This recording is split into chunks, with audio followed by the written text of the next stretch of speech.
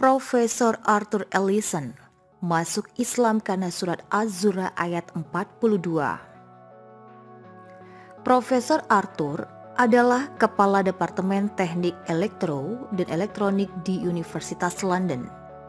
Pernah menjadi Presiden British Society for Psychology and Spiritual Studies. Sebelum masuk Islam, Profesor Arthur Ellison mulai mempelajari agama.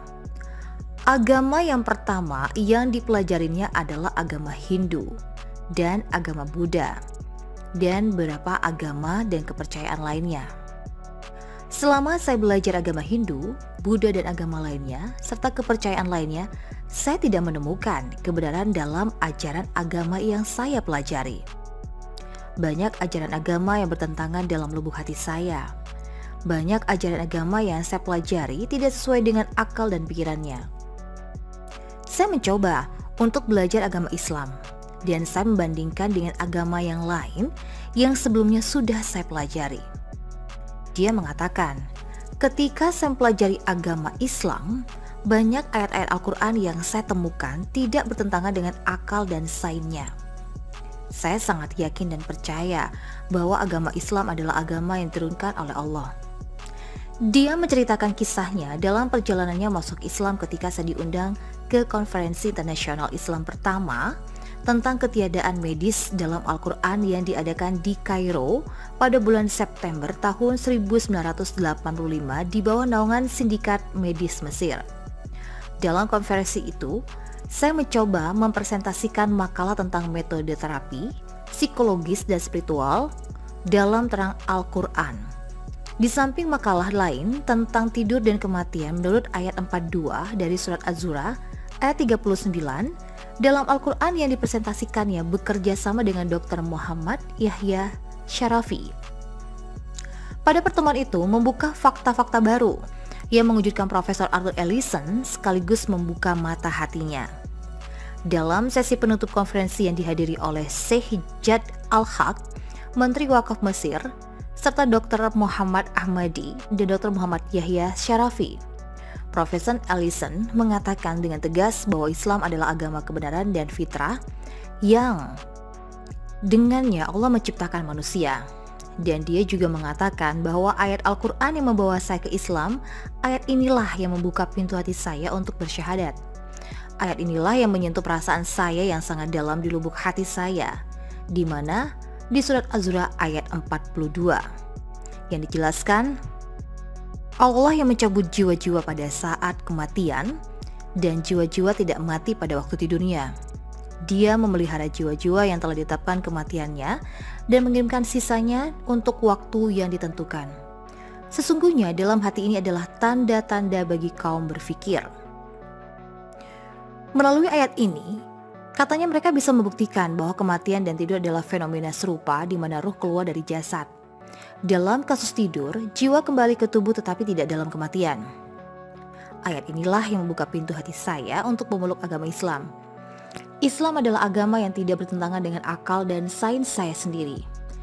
Saya sangat yakin dan percaya bahwa Islam adalah agama yang diturunkan oleh Allah. Saya menyaksikan kebenaran dan ayat tadi pada sesi penutupan konferensi Profesor Arthur Ellison mengucapkan dua kalimat syahadat. Tiada Tuhan selain Allah dan Nabi Muhammad adalah utusannya. Ketika saya mengucapkan syahadat ini, saya diliputi oleh perasaan aneh dan tak tertuliskan yang bercampur dengan kemudahan, kenyamanan, dan kepuasan. Dia juga menjelaskan bahwa dunia material sekarang dalam tahap kritis. Apa yang mereka katakan dilihat tidak menjelaskan fakta secara tepat. Disinilah letak tanggung jawab umat Islam yang bisa bertemu dengan umat manusia yang bertanya-tanya dan bingung. Dia juga mengatakan bahwa dalam berdakwah di barat sanalah sarana yang paling tepat adalah menggunakan fakta-fakta ilmiah. Dia mengatakan, ketika saya mempelajari agama Islam, banyak ayat-ayat Al-Quran yang saya temukan tidak bertentangan dengan akal dan sainsnya. Saya sangat yakin dan percaya bahwa agama Islam adalah agama yang diturunkan oleh Allah. Dia menceritakan kisahnya dalam perjalanannya masuk Islam ketika saya diundang ke Konferensi Internasional Islam pertama tentang ketiadaan medis dalam Al-Quran yang diadakan di Kairo pada bulan September tahun 1985 di bawah naungan Sindikat Medis Mesir. Dalam konferensi itu, saya mencoba mempresentasikan makalah tentang metode terapi, psikologis dan spiritual dalam terang Al-Quran.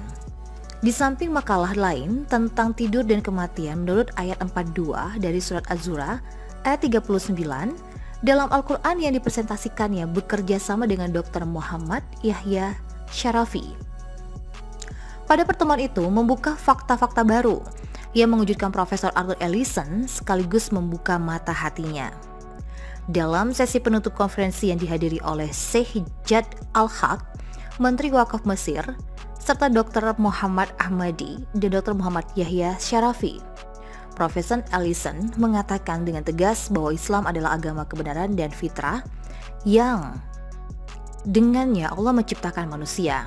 Dan dia juga mengatakan bahwa ayat Al-Quran yang membawa saya ke Islam, ayat inilah yang membuka pintu hati saya untuk bersyahadat. Ayat inilah yang menyentuh perasaan saya yang sangat dalam di lubuk hati saya, di mana di surat Az-Zura ayat 42 yang dijelaskan, Allah yang mencabut jiwa-jiwa pada saat kematian dan jiwa-jiwa tidak mati pada waktu tidurnya. Dia memelihara jiwa-jiwa yang telah ditetapkan kematiannya dan mengirimkan sisanya untuk waktu yang ditentukan. Sesungguhnya dalam hati ini adalah tanda-tanda bagi kaum berfikir. Melalui ayat ini, katanya mereka bisa membuktikan bahwa kematian dan tidur adalah fenomena serupa di mana ruh keluar dari jasad. Dalam kasus tidur, jiwa kembali ke tubuh tetapi tidak dalam kematian. Ayat inilah yang membuka pintu hati saya untuk memeluk agama Islam. Islam adalah agama yang tidak bertentangan dengan akal dan sains saya sendiri. Saya sangat yakin dan percaya bahwa Islam adalah agama yang diturunkan oleh Allah. Saya menyaksikan kebenaran dan ayat tadi pada sesi penutupan konferensi Profesor Arthur Ellison mengucapkan 2 kalimat syahadat. Tiada Tuhan selain Allah dan Nabi Muhammad adalah utusannya. Ketika saya mengucapkan syahadat ini, saya diliputi oleh perasaan aneh dan tak tertuliskan yang bercampur dengan kemudahan, kenyamanan, dan kepuasan. Dia juga menjelaskan bahwa dunia material sekarang dalam tahap kritis. Apa yang mereka katakan dilihat tidak menjelaskan fakta secara tepat. Disinilah letak tanggung jawab umat Islam yang bisa bertemu dengan umat manusia yang bertanya-tanya dan bingung. Dia juga mengatakan bahwa dalam berdakwah di barat sanalah sarana yang paling tepat adalah menggunakan fakta-fakta ilmiah.